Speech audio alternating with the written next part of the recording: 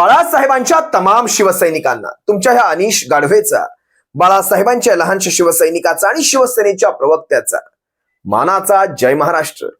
शिवसैनिकांनो, शिवसेना एक वादळ या तुमच्या माझ्या हक्काच्या व्यासपीठाला, या प्रबोधन माध्यमाला तुम्ही सर्व शिवसैनिकांनी लाखोंच्या संख्येने सबस्क्राईब जरूर करा. ही तुम्हा सर्वांना पुन्हा पुन्हा विनंती करतो, नक्की सबस्क्राईब करा.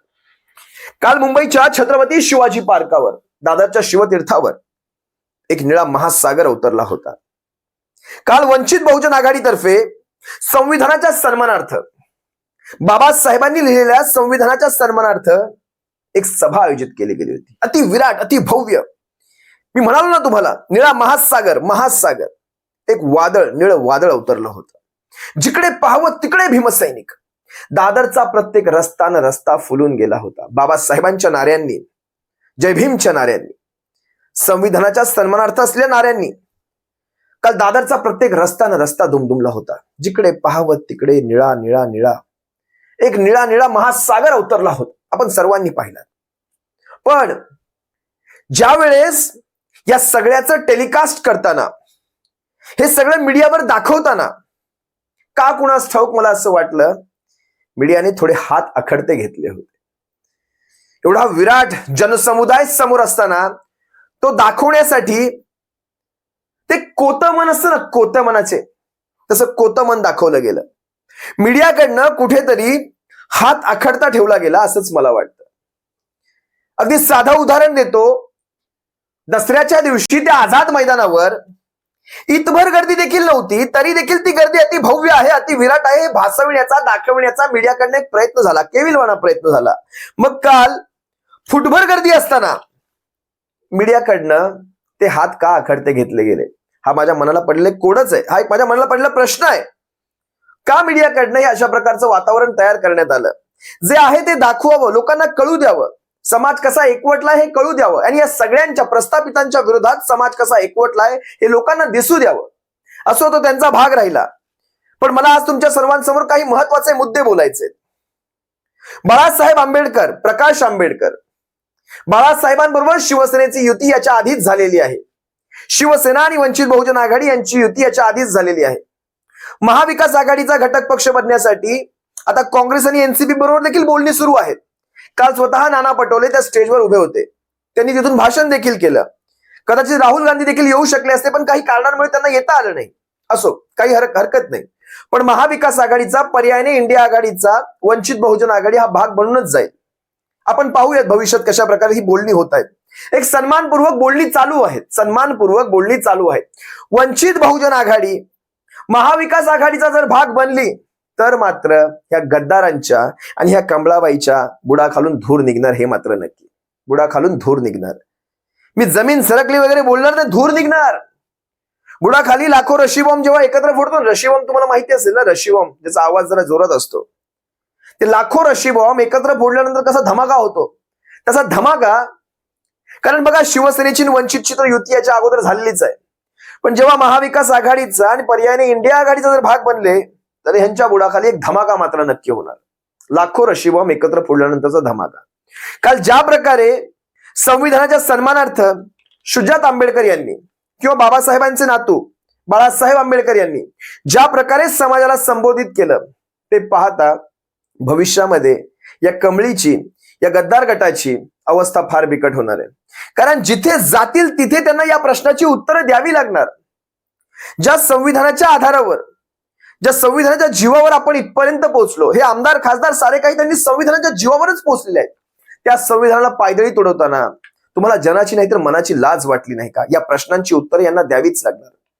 महाराष्ट्रामध्ये मी विशेषतः सांगतो, वंचित बहुजन आघाडी विषयी सांगतो. ज्यावेळेस मागच्या निवडणुका झाल्या, 2019च्या निवडणुका झाल्या, त्यावेळेसची आकडेवारी पाहता वंचित बहुजन आघाडी जवळपास महाराष्ट्रामध्ये 64 ते 74 जागे निर्णायक ठिकाणी आहे. निर्णायक ठिकाणी म्हणजे वंचित बहुजन आघाडीचं त्यावेळेसचं प्रस्थ, 2019चं बोलतोय बरं मी, आता तर वाढलेलं असणार.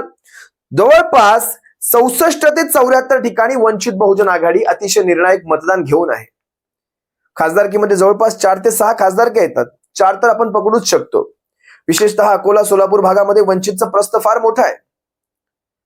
अशा या परिस्थितीमध्ये जवळपास एवढ्या आमदारक्या असतील, विधानसभेच्या जागा असतील, खासदारकीच्या जवळपास 4 ते 6 जागा असतील, यांच्यामध्ये एक निर्णायक मतदान ठेवणारी वंचित बहुजन आघाडी जर महाविकास आघाडीचा भाग बनली तर न भूतो न भविष्यती असं विधानसभेमध्ये घवघवीत यश महाविकास आघाडीला भविष्यात मिळणार आहे. भारतीय जनता पक्षाच्या अतिशय थोडक्या मतांनी निवडून येणाऱ्या जागा या वंचितमुळे पडणार आहेत, अतिशय थोडक्या मतांनी. बरं, हे फक्त विधानसभेचंच नाही, लोकसभेचंच नाही, तर स्थानिक स्वराज्य संस्था असतील, महानगरपालिका असतील, अनेक ठिकाणी नगर परिषदा असतील, या ठिकाणी देखील हे असंच होणार आहे. मुंबई महानगरपालिकेत तर विशेष भारतीय जनता पक्षाला भीती वाटते वंचित बहुजन आघाडीची. त्यामुळे शिवसेना पक्षप्रमुखांनी, सन्माननीय उद्धव साहेबांनी एक सन्मानपूर्वक युती याच्या अगोदरच वंचित बहुजन आघाडीशी केलेली आहे. पण आता भविष्यामध्ये ज्यावेळेस महाविकास आघाडीचा ज्यावेळेस वंचित बहुजन आघाडी भाग बनेल त्यावेळेस मात्र ते सेलिब्रेशन असेल. इंडिया आघाडीचा ज्यावेळेस ते भाग बनतील त्यावेळेस सेलिब्रेशन असेल.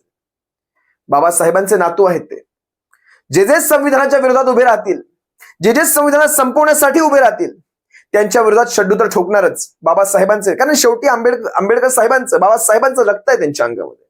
मग सुजात आंबेडकर असतील, स्वतः प्रकाश आंबेडकर असतील, जे संविधानाला संपवणार त्याच्या विरोधात हे उभे राहणार, हे मात्र नक्की.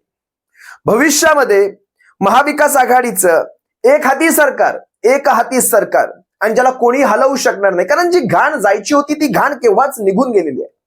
त्यामुळे जे एक हाती सरकार येईल त्याच्यामध्ये वंचित बहुजन आघाडीचा एक सन्मानपूर्वक समावेश असावा असं लाखो भीम अनुयायांना, लाखो शिवसैनिकांना देखील, सर्वांना, सर्व पक्षांना, म्हणजे काँग्रेस असेल, राष्ट्रवादी असेल, शिवसेना असेल, या सर्वांना वाटतंय.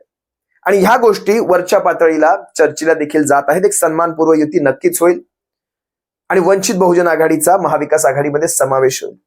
त्यानंतर मात्र यांची शेवटची सरकार तर अशी ना तशी आपण करतोच आहे, पण अनेक ठिकाणी पराभव नाही सांगत आहे मी, अनेक ठिकाणी डिपॉझिट जप्ती होईल. मी जवळपास 64 ते 74 विधानसभेच्या जिथे निर्णायक मतदान आहे ते सांगतोय. दुसऱ्या नंबरची आणि तिसऱ्या नंबरची मतदानं तर मी सांगतच नाहीये. म्हणजे तुम्ही विचार करू शकता किती खालच्या तळाला किंवा किती पातळात हा भारतीय जनता पक्ष किंवा पर्यायाने हे शिंदे टोळी आणि अजित पवार टोळी हे धाडले जाणार आहेत, हे लक्षात घ्या तुम्ही. त्यामुळे आम्हीही वाट पाहतोय त्या सुवर्ण क्षणाची, ज्यावेळेस वंचित बहुजन आघाडीशी एक सन्मानपूर्ण काही गोष्टी असतील, ज्या गोष्टींच्या बाबतीत आमची त्यांची काही गोष्टी आहेत, जिथे काही गोष्टींची तडजोड करावी लागेल त्यांना देखील, ज्या गोष्टी आपल्या तत्वांमध्ये बसत नाहीत किंबहुना त्यांच्याही तत्वांमध्ये त्या गोष्टी बसत नाहीयेत, पण काही गोष्टी चूकभुलीने होतात. त्या चूकभुलीने काही गोष्टी झाल्या नाही पाहिजेत. या गोष्टींकडे आपण सर्वांनी, म्हणजे सगळ्या पक्षांनी, महाविकास आघाडीच्या सगळ्या पक्षांनी याच्याकडे लक्ष दिलं पाहिजे. आणि त्या गोष्टी होतील देखील भविष्यात.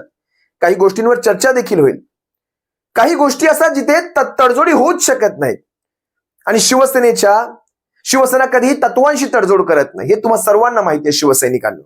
त्यामुळे त्या गोष्टी चर्चेला जातीलच, पण त्याच्या पलीकडे जाऊन ही महायुती होणं, म्हणजे काँग्रेसची असेल, शिवसेनेशी असेल, राष्ट्रवादीशी असेल किंवा वंचित बहुजन आघाडीची असेल, ही महायुती होणं ही मात्र काळाची गरज आहे. हिला आपण रोखू शकत नाही. काही गोष्टी असतील त्या बदलाव्या लागतील, पण त्या बदलल्यानंतर ही महायुती होणं, ही महाविकास आघाडी होणं हे मात्र गरजेचं आहे. तुम्हा सर्व शिवसैनिकांची रजा घेतो आणि कालचा तो अतिभव्य दिव्य विराट मेळावा पाहिल्यानंतर, ती संविधान सभा पाहिल्यानंतर मनामध्ये कुठेतरी थंडक वाटली. बाबासाहेबांचे हे सारे अनुयायी, बाबासाहेबांच्या संविधानाचे हे सारे रक्षक, हे देखील या यज्ञामध्ये आपल्या सर्वांच्या सोबत येतील, हे पाहून इथे कुठेतरी थंडक वाटली. तुम्हा सर्व शिवसैनिकांची रजा घेतो. सप्रेम जय महाराष्ट्र बाळासाहेबांच्या शिवसैनिकांनो, बाबासाहेबांच्या भीमसैनिकांनो. कारण बाळासाहेब ठाकरेंनी पहिली हाक दिली होती, शिवशक्ती अधिक भीमशक्ती बरोबर देशभक्ती. ही हाक बाळासाहेबांनी दिलेली आहे आणि बाळासाहेबांचा हा प्रयोग कधीही अयशस्वी होणार नाही. उद्धव साहेबांनी अगदी तेच केलेलं आहे. कारण बाळासाहेब ज्या गोष्टी करायचे त्याच्या मागे काहीतरी असायचं, काहीतरी कारण असायचं. शिवशक्ती अधिक भीमशक्ती बरोबर देशभक्ती, आणि हेच आपल्याला पुढे घेऊन जायचंय. तुम्हा सर्व शिवसैनिकांची रजा घेतो. सप्रेम जय महाराष्ट्र बाळासाहेबांच्या शिवसैनिकांनो. काळजी घ्या.